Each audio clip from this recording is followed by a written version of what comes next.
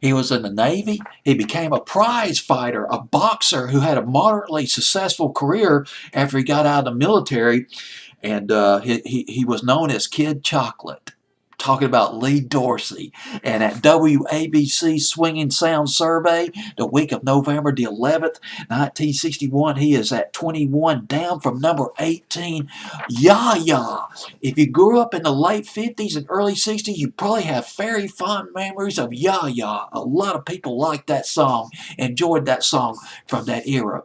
Lee Dorsey, after he gave up, well, after he put up his boxing gloves, he went back to New Orleans in 1955. He was originally from New Orleans. He grew up with Fats Domino, but moved to Portland. Back to New Orleans in the mid-50s, he opened an auto repair shop. He was singing in the nightclubs part-time. First single release was Lottie Moe. It was off the Valiant label back in 1958. Didn't do anything. And then released a couple of things off for some smaller labels, another small label.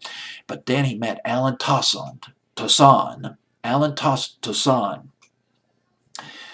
He's a producer, a songwriter from the New Orleans era. I mean, if you look at New Orleans R&B, you're going to run into this guy's name. He was very prolific.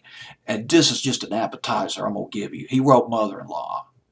He wrote Working in a Coal Mine, which was a hit for Lee Dorsey back in the mid-60s. And then in the mid-70s, he produced Lady Marmalade by LaBelle. So this guy was a high roller, this Alan Toussaint.